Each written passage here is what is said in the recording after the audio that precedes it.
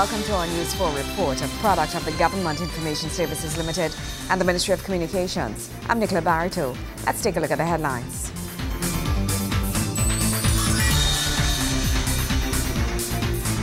The Ministry of Tourism honors stakeholders for their unwavering support and contributions to the local tourism industry. The Ministry of Education recognizes the contribution of all past education ministers and teachers. And EMA's Eco Song competition is part of the authority's tactics towards building awareness for an appreciation of the environment. Thank you for joining us.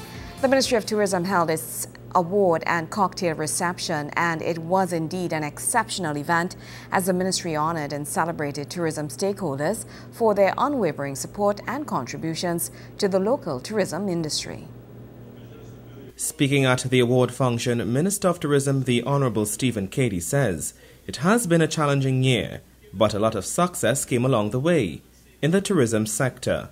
It is a night to celebrate the successes of our tourism industry, and we do have successes. And it's also a celebration of the people and the institutions that have made our tourism sector what it is today. You have chosen tourism as your life, and for many of you, that journey dates back many, many decades. And the journey has been long, sometimes despair. And tonight, when I was reading this speech, I told him I don't want one single negative word. And I'm reading the word despair. So let that be the only negative word tonight. Minister Cady has a deep passion to see the tourism industry move forward. We are going to form a big chunk of the GDP of this country. And finally, tourism is going to make its mark on the national economy, where no longer when you say, well, I work in tourism, and you say, okay, like as though you're selling insurance or something, all right? I'll check your back just now, all right? The tourism has been identified as one of the key contributors to our economic diversification efforts, and we've heard that. The Minister of Finance in his budget presentation has alluded to that many, many times. And this government has long realized that for tourism to grow exponentially and be sustainable, it required a meaningful partnership with government, private sector, and the communities.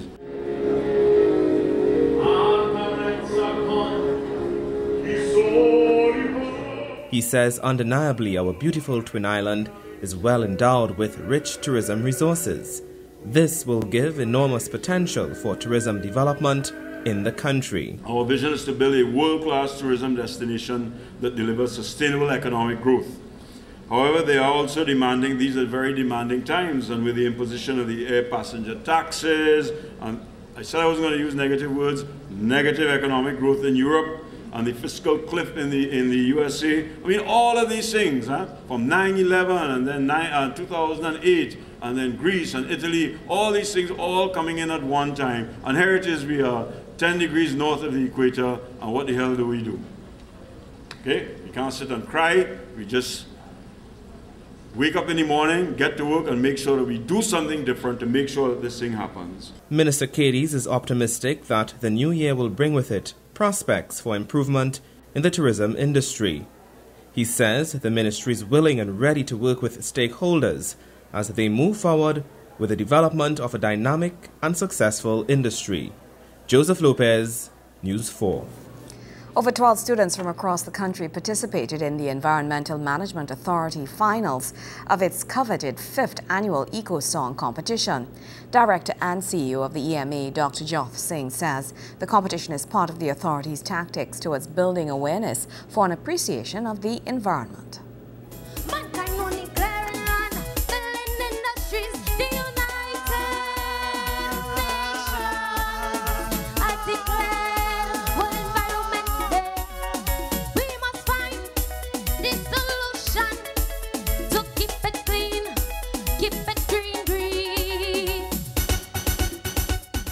Songs telling the stories of preserving the environment.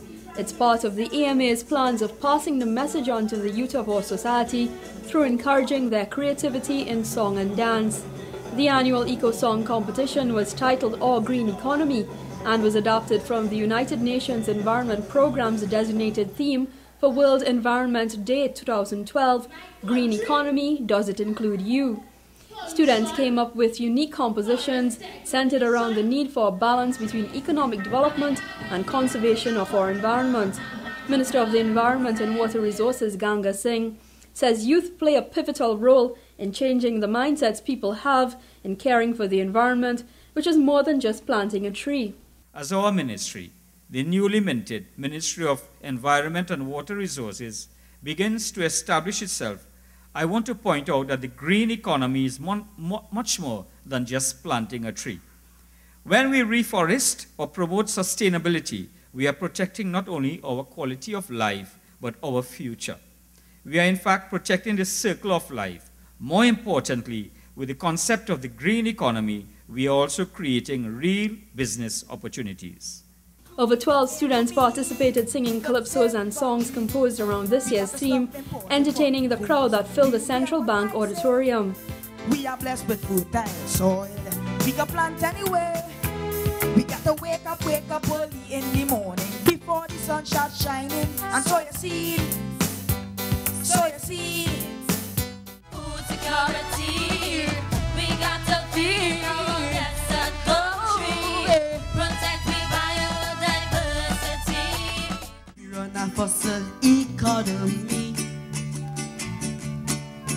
When little resource for sources you see.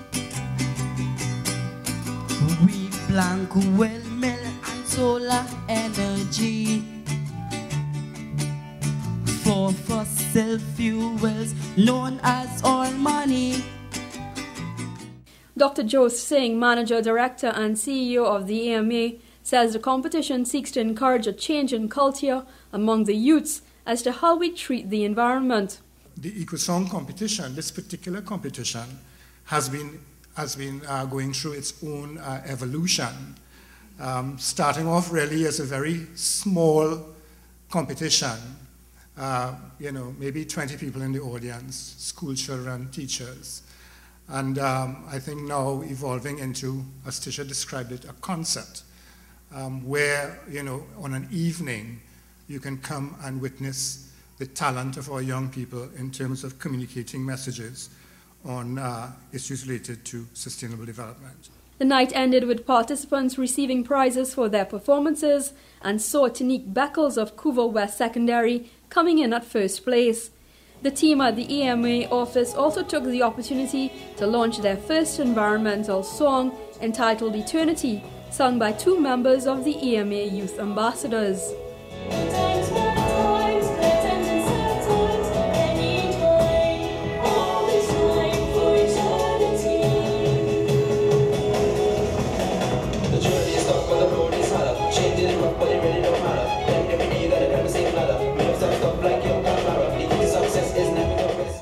Kimberly Ramkalawan, News 4. When we come back, celebrating past educators who transformed our education system. Stay with us.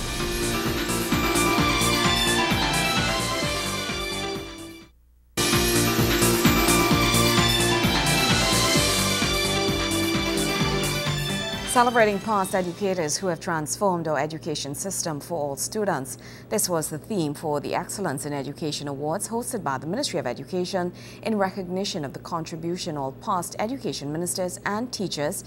Current Education Minister Dr. Tim Gopi Singh says their input has helped shape the education system relevant to the world in which we live. All past education ministers who have served this nation are being honored by the Ministry of Education. The recognition is in celebration of the 50th anniversary of Trinidad and Tobago's independence. It was a night of nostalgia for many of those gathered for the ceremony, as they reminisced on past educators and being students themselves. As current Education Minister Dr. Tim Gopi Singh says, they have left a legacy on the lives of all citizens who have passed through the nation's schools. I stand here today at the helm of our education sector and say with pride that their legacy has truly been carried on by the people in this room, the ones receiving the honors, and so many more who are not here tonight, but whose inspirations still forever live on in the soul of our nation. Regardless of political administration, the ceremony recognized the hard work and inputs made by all past ministers.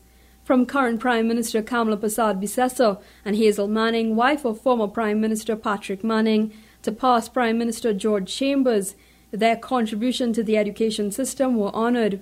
They are all equal in achievement, commitment, transformation, and dedication to our country's education sector. For in aspiring to make progressive strides in the education sector, to keep up with the ever-changing world of technology and globalization, in this, the year in which Trinidad and Tobago celebrates its 50th Golden Jubilee anniversary of independence, freedom, and progress, we must remember the past pioneers in the one sector that ensured our country's development, and that is education. Minister Gopi Singh describes them as unsung heroes who have paved the way for the nation's development, which could not have been achieved without education. Today's celebration is more than one of honoring your individual achievement for the past 50 years.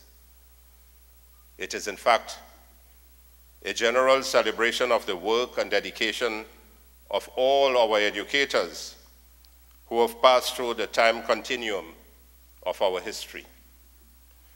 You were the ones who, in the years after independence, as children and grandchildren of those who endured slavery, indentureship, and immigration, recognized that as a people and a country, our only hope for a better life was education.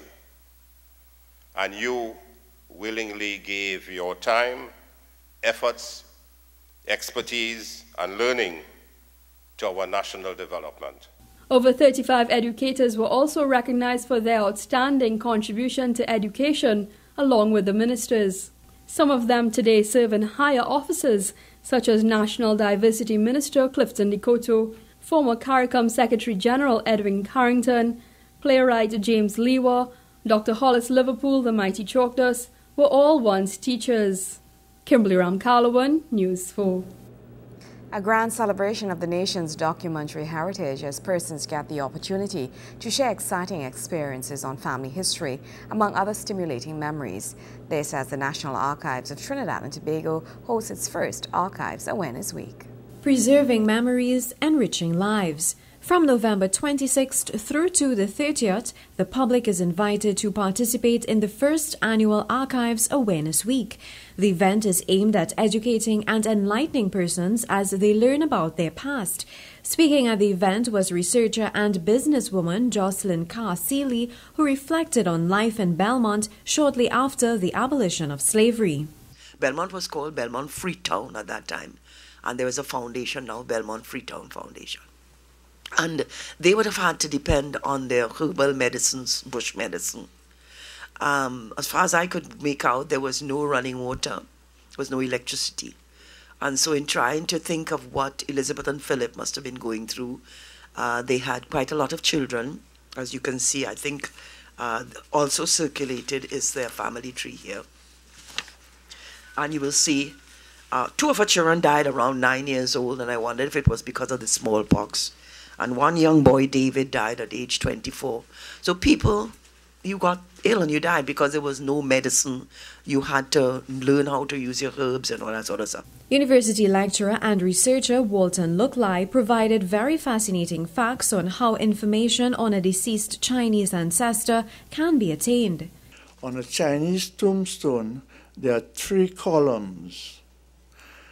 The left column, the right column, the middle column gives you the name of the person, the Chinese name. The right column, which would be the left, your left as you're facing the tombstone, tells you the date of their death. And the left column, which is your right that you are facing, gives you exactly what village and location that person comes from. Mr. Bharat Hernandez, who has been very instrumental in reviving and preserving the Carib culture in this country, elaborated on the Amerindian history in Trinidad and Tobago, while also sharing his experience growing up among some of the Amerindian descendants. The total number of Amerindians who were located to Arima in 1785 was was 626. That's the number. 626 Amerindians from the 3 encomiendas of Cora, Tacarigua, and Arauca were placed in Arima. Gradually, I developed an interest in this whole aspect of ancestors as it pertains to the First Peoples and Amerindians and so on. And I wanted to know, first of all, who I am, why I am so involved in this. And the first thing I had to do, after talking with those around me and gathering information, then we had to go to the record. Persons are invited to treat themselves to the enlightening information at this first National Annual Archive, where they themselves can share their experiences on developing their family history. Verna Barath, News 4. News 4 continues after the break. Stay with us.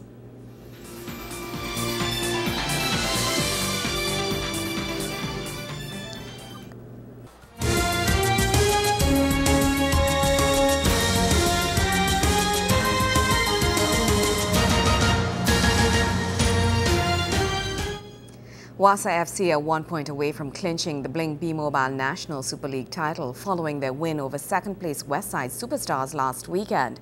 The other two teams in the top 4 also met on match day 20 with a hope of closing the gap on the leaders.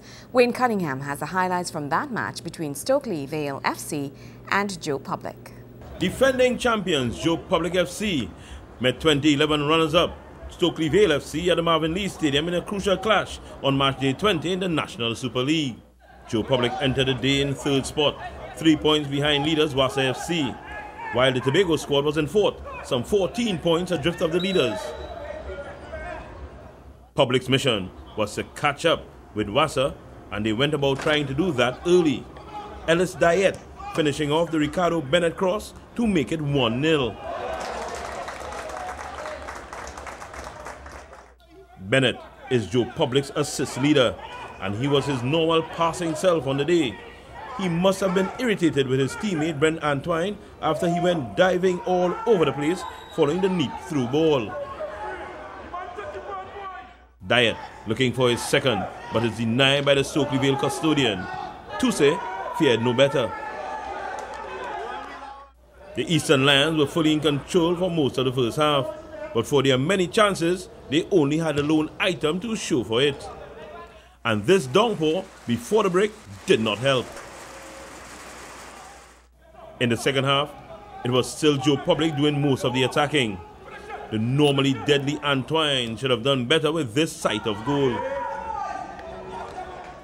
And we see it all the time in football. Missed chances and you are punished. Stokely Vale carving open the Public defence in the 51st minute for Dion Thomas to score off the deflection. Joe Public must have felt a sense of dread when this one went in, but goalkeeper Dwayne Baird was fouled. There would be no further scoring in this encounter. The 1-1 draw virtually assuring Wassa FC of the 2012 League Championship.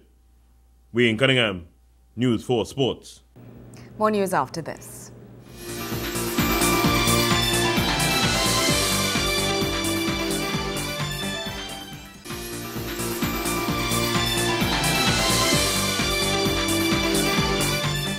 Finance Minister, the Honourable Larry Hawaii, explains that government remains committed to solving issues surrounding the CLIQO and HCU financial fallout through the CLIQO Investment Fund.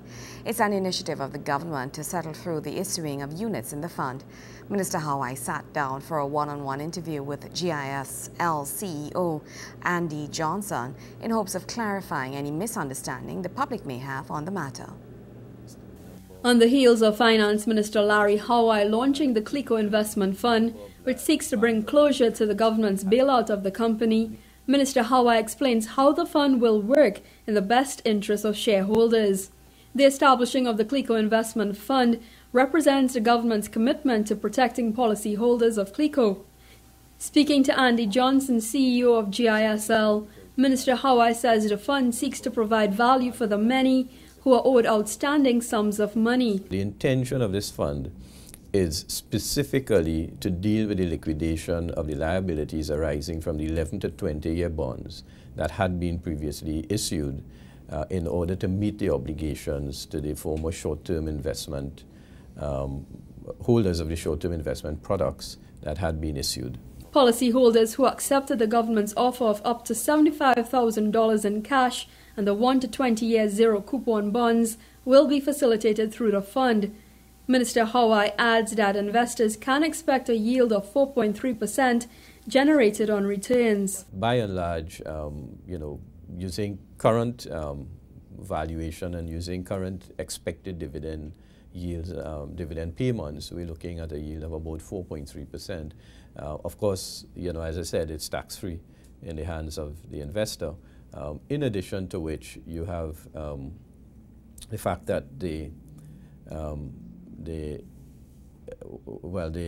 apart from being tax-free, which will gross up the yield to the investor, the fact is that in the banks right now, the interest rate is something like 2%, sometimes 1%.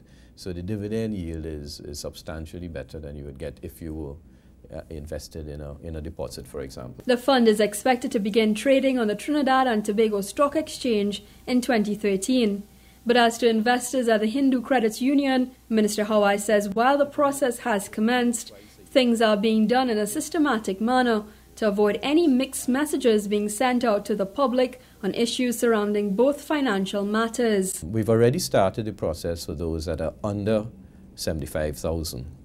So this, from November 19th, will be those who are over 75,000.